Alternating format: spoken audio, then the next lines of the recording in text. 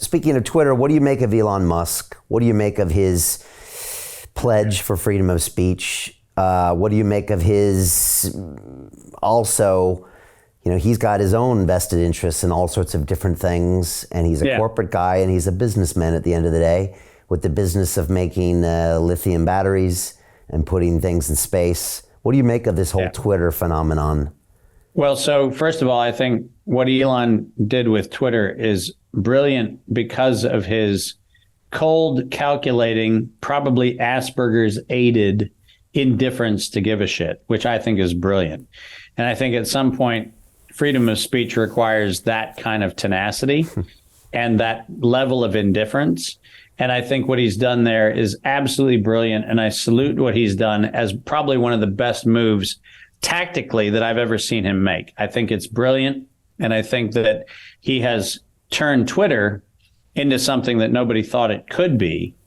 If you go back to look at where Twitter was pre-Trump, on the verge of bankruptcy, and people forget that Trump made Twitter, not the other way around, right? And a lot of the left sits there going, well, we don't like what Elon's doing with Twitter. I'm like, okay, well, Twitter exists because of Trump. That's the only reason Twitter exists, because they were going to be a non-existent platform until Trump got a phone in his hand, and then, all hell broke loose. But the great news about where Twitter is they're actually showing us a pathway towards what the future media is. When Tucker can move from Fox to Twitter and increase his viewership, that tells you that broadcast media is dead. And the patronage of broadcast media in the form of pharma is also dead. So I think what Elon's doing time-wise in the arc of this narrative is phenomenal, because what he's done is he's emasculating the networks. And now comically, if you want to go for live news, you go into Twitter Spaces and you go into, Twitter videos and you do live streams on Twitter. And all of a sudden, Twitter has become what YouTube never could do, because YouTube was still an entertainment platform, not a news platform. And now that Tucker's over there, now that Elon's doing interviews, now that they're doing interviews with Bobby Kennedy on there, I mean, they're playing this as good as it can be played. And I think they're brilliantly flanking all of the major networks. Fox is trying to stay relevant, but they're losing ground every day. But losing to a bunch of other losers is not necessarily a winning proposition. With respect to Elon, I've had a number of interactions with people in his immediate orbit, including former, roommates in college and early business partners and so forth. I have not had the privilege of having direct interaction with him, but I will tell you that the universal story about Elon that I've heard from everybody, and I think the evidence of it is pretty self-evident, is Elon is very much given to the what can be done. And I think his indifference towards being emotionally attached to either outcomes or reputation is an extremely rare executive talent in any circumstance. And growing up in the capital markets, and from business, that to have a leader who is not managing for the quarterly performance bonus is actually a true leader. Whether you like him or not doesn't matter. Somebody who has the audacity and the courage to say, I'm going to make the right decision for me, and I'm going to get you to go along with it, is a real leader. And so what I'm seeing in his behavior across all of the actions that he's doing is actually something that I find remarkably refreshing in a leader, which is consistency. I've said many times in the 80s, when I started working with congressional and Senate investigations and testimonies, I didn't have to agree with your ideology if I knew I could count on your integrity. Right? If I knew that I could count on who you are, I could disagree with you on almost everything, and we would still go out and have dinner afterwards. Because the fellowship of integrity is something I don't have to agree with you. I just appreciate that I know who you are, where you're coming from, and I know what your position is going to be. That's amazing. I've often compared people like Sam Nunn, a senator with whom I worked, who I had a huge amount of respect, or Chuck Grassley, another guy ideologically, there's a lot about what Chuck does and doesn't believe that I can't have much time for. But what I can tell you is everything I did with Chuck Grassley was a situation where he was a man of his word. I knew who he was, what he was. I knew that I could count on him to deliver what I expect from him. And that's a leader. We don't have many leaders anymore, Brian. And so what I see in Elon is somebody who has the courage, the audacity, and the tenacity to lead and model leadership in a way that is all too rare. And I believe, because I'm of that fundamental wiring, that agreement is not required to actually work with a constructive leader. You don't have to agree on everything. What you have to do is know how to manage inside of a world in which you may have ideological or philosophical disagreements. That doesn't mean you can't work together. And I think what Elon's doing right now is for, in fact, the greater good.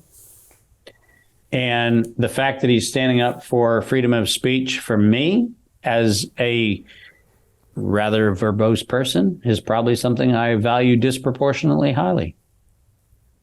It's been fun to watch. I've never used his Twitter as much as my entire life. And you make a great point about Trump making this relevant.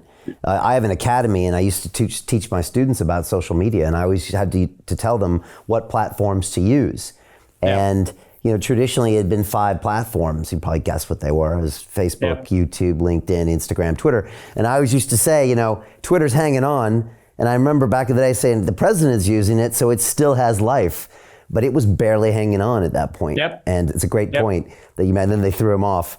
And now I go there regularly because, like you said, it is now the news, and YouTube was never going to be that. And YouTube still has its own censorship issues, although they are less, but that could also be temporary. So Jim Rickards has just recorded a video that's not available to anyone in the public, and he's going to be talking about how this upcoming recession is going to be fast, it's going to be bloody, it's going to be nasty. But at the same time, he's going to show you how you can position yourself to profit from all of this chaos.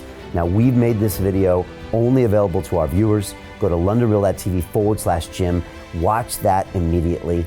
I can't say enough good things about Jim Rickards. He understands the global economic system better than any guest I've ever had on London Real. His predictions are almost uncannily true, and you can learn how to profit from his vision, from his expertise, and his understanding of economics. So go to londonreal.tv/Jim or click the link below. It's an excellent, excellent look on what's going to happen in the future and how you can position yourself to profit from that. Jim is one of the best in the business, one of my favorite guests on London Real, and he's very, very good at predicting the future and showing us all to profit from it. So click the link, and I hope you enjoy. Hey, do you want to profit from crypto? Then join my DeFi Academy. The Crypto DeFi Academy will help you create generational wealth. But don't take my word for it. Listen to my students. When I first got into crypto, I remember thinking to myself, I need to learn more. Brian Rose, learning crypto, learning DeFi, gotta do it.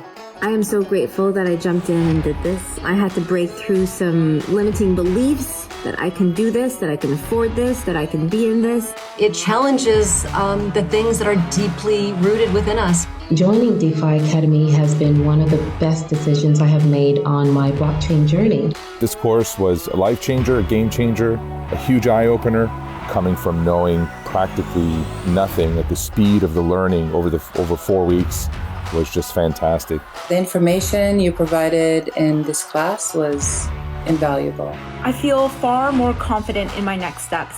You took complex concepts and made them easier to understand. What's different than so many other ones is it just doesn't tell you what to do.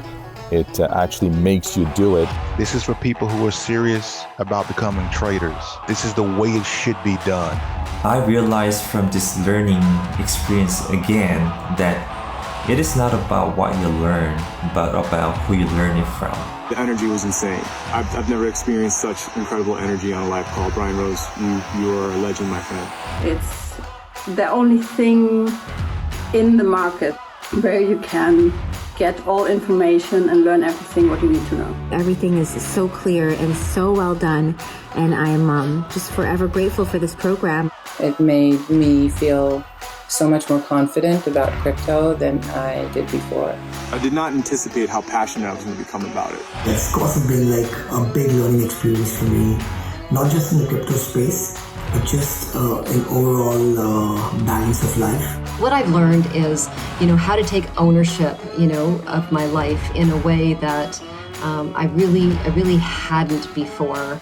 Yeah, you can't put a price on that, really. I would recommend it to anybody, top notch. Excellence does not come cheap.